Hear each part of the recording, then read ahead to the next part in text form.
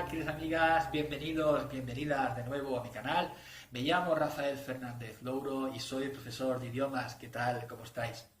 En este vídeo os traigo la lectura del relato titulado Primer Amor, del escritor argentino de origen italiano Antonio Dalmaseto. Se trata de un relato muy poético y tierno y con mucha fantasía, que narra las peripecias de un muchacho con su primer amor. ¿Quién nos recuerda sus primeras experiencias amorosas? Vamos allá, espero que os guste. Primer amor, de Antonio Dalmaseto. En aquellos tiempos todavía no odiaba nada ni a nadie. Tenía 12 años y estaba enamorado. Meses atrás, no muchos, había cruzado el océano en un barco de emigrantes. Había visto llorar a hombres rudos. Había llorado a mi vez y me había escapado de popa a proa para ponerme a soñar con América. Miraba el horizonte y fantaseaba cerca de llanuras, caballos impetuosos, espuelas de plata y sombreros de alas anchas. Lo que me esperaba al cabo de la travesía fue un puerto como todos, hierro y óxido, anchas avenidas empedradas, bandadas de palomas y más allá una ciudad como un muro. Después vino el tren lento a través de los campos invernales, estaciones vacías, campanazos que anunciaban las partidas y estremecían el silencio. Y finalmente el pueblo. Nada de sombreros de ala ancha. Lo primero fue cambiar los pantalones cortos por unos mamelucos, los zapatos por alpargatas. Me enseñaron el recorrido de la clientela, me dieron una bicicleta y me pusieron a repartir carne. Tuve que enfrentar el desconocimiento del idioma y soportar las burlas de los pibes en las que, por lo menos al principio, no alcanzaba a distinguir más que la palabra gringo. De todos modos, no me quedaba quieto y cuando tenía una mano, me lo tiraba encima. Pero no había demasiada convicción en esas peleas.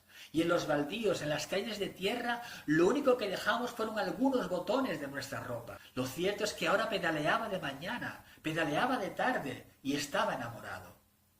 Ella se llamaba Renata, usaba trenzas, tenía los ojos pardos y vivía en una gran casa, con una chapa de bronce en la puerta, donde yo tocaba timbre cada día para entregar el pedido. La amaba porque era hermosa, porque era la hija del doctor y porque era malvada. Por lo menos eso comentaban entre ellas algunas clientas cuyas hijas eran compañeras de Renata en el colegio de monjas.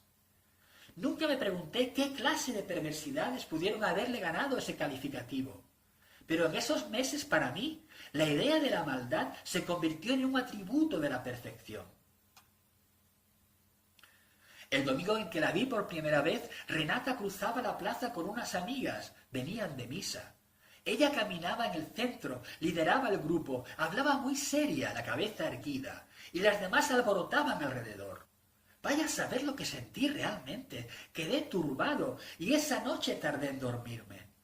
De algún modo debí intuir que con aquel encuentro se abría una etapa nueva. Hasta ese momento me había estado asomando al pueblo y sus calles como sobre un pozo sin fondo, donde no había respuestas, ni siquiera preguntas, solo estupor y una calma de agua estancada. Recuerdo los amaneceres escarchados, la quietud del río, las noches sin vida, los dos caballos tristes y pacientes, bajo la lluvia en el terreno cercado por alambres de púas, frente a nuestra casa. Vivía como aletargado por todo eso, sumergido en un asombro quieto y distante.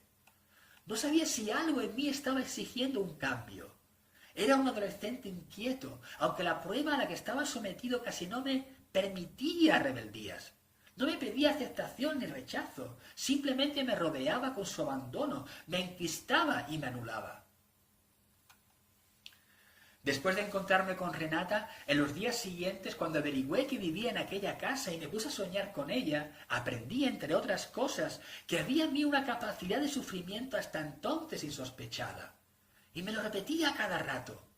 Sufro, estoy sufriendo, nunca sanaré de este dolor. Estaba realmente convencido. Pero también era cierto que todo ese desgarramiento no me debilitaba. Al contrario, comenzaba a instalar señales reconocibles y familiares en esos días vacíos. A medida que aceptaba ese mundo como mío, percibía que se iba desintegrando la rigidez que me separaba de todo.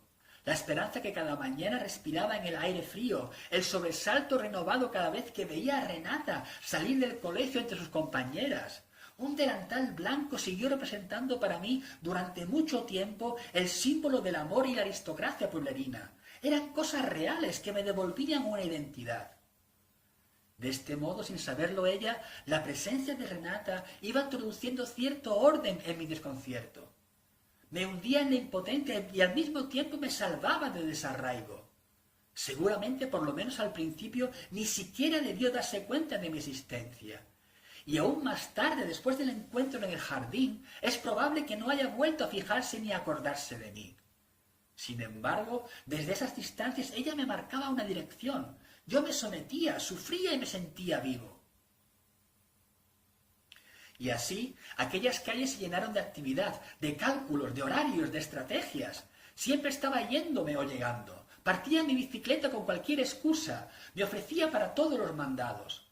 Pasaba por su casa, por la de alguna amiga, por la iglesia, por el club, por cada sitio donde suponía que podía estar. Corría permanentemente.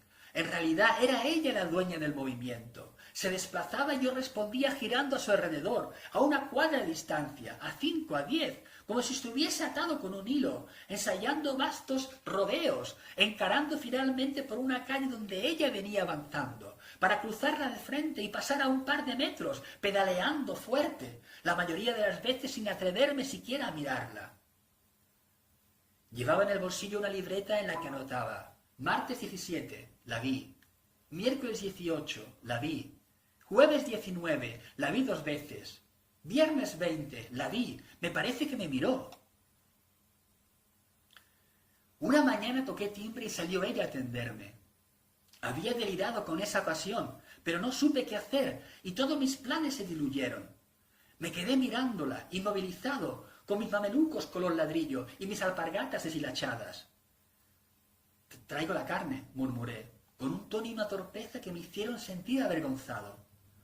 No se dignó tomar el paquete. Se hizo a un lado y me señaló una puerta. «Déjalo ahí, sobre la mesa». Obedecí. Cuando ya me iba, oí que decía: «¡Espera!». Me detuve. «¿Por qué siempre me andas mirando?», preguntó. Sentí que me temblaban las rodillas y aparté la vista. Me dije que no habría otra oportunidad como esa y me esforcé por construir una respuesta en un castellano decente, aunque cuando la tuve lista ya era tarde. «Vení», dijo Renata. La seguí. Recorrimos el pasillo y salimos por la puerta del fondo, al jardín que tantas veces había vislumbrado desde la calle. Aquello era como estar en un mundo prohibido. Renata me guió entre una doble hilera de naranjos, hasta la pared que separaba el terreno de la casa vecina. «¿Sabes qué es?», preguntó señalando con el dedo. «Un rosal», contesté. «Eso es lo que parece», dijo. Se mantuvo en silencio pensativa durante unos minutos y advertí que era más alta que yo. Después se acercó más al rosal y me contó una historia. Mi bisabuela se llamaba Renata, igual que yo. Mi bisabuelo viajaba y la dejaba mucho tiempo sola. Era una mujer bellísima. Se enamoró de un sobrino 15 años menor que ella, pero él la rechazó. Entonces lo mató y lo enterró acá, junto al muro. A la semana notó que en este lugar había nacido un rosal. Tomó una tijera y lo cortó. El rosal volvió a crecer, lo cortó, y así muchas veces. Hasta que un día, mientras trataba de arrancarlo, se pinchó un dedo con una espina y quedó embarazada. Cuando dio a luz, vio que el chico era el sobrino al que había asesinado. Pensó matarlo otra vez, pero finalmente decidió criarlo. El chico no paraba nunca de mamar, jamás estaba satisfecho. Acabó con su leche y comenzó a chuparle la sangre. Mi bisabuela se fue debilitando y al tiempo murió. Mientras hablaba, Renata no había dejado de mirarme. Cayó y oí el chillido de los pájaros. «Dame la mano», dijo ella. Estiré el brazo. Me arrastró suavemente, acercó mi mano al rosal para que me pinchara con una espina. Soporté sin chistar, sin moverme. Retuvo mi dedo para ver brotar la sangre. Entonces busqué en sus ojos el placer perverso del que había oído hablar. Lo que vi fue gravedad, y me pareció un velo de tristeza. «Ahora», sentenció, «vas a quedar embarazado, como mi bisabuela». Me soltó. Un golpe de viento trajo el olor de la primavera próxima. Sentí que ese jardín no se encontraba en el pueblo, sino en otra parte, lejos, y que tal vez nunca tuviese que marcharme. Por un momento pude pensar que entre Renata y yo no había diferencias, que éramos iguales y lo seguiríamos siendo mientras permaneciésemos ahí. Ella volvió a hablar. «Andate», dijo. No había prepotencia en su voz, ni siquiera era una orden, sino la manifestación simple y clara de algo que debía ser hecho. Crucé el jardín, salí a la vereda y caminé hasta doblar la esquina. Apoyé la bicicleta contra un árbol, saqué mi libreta, la abrí y aplasté la gota de sangre sobre una hoja en blanco. Volví a guardarla en el bolsillo de la camisa contra el corazón. Después me llevé el dedo a los labios y lo mantuve ahí. Monté y pedaleé calle abajo, hacia el horizonte quieto y abierto que se divisaba más allá de las casas. Bueno, menuda historia. A mí me ha encantado cuando la leí por primera vez y la quise traer a vosotros y a vosotras. Hasta el próximo vídeo. ¡Chao!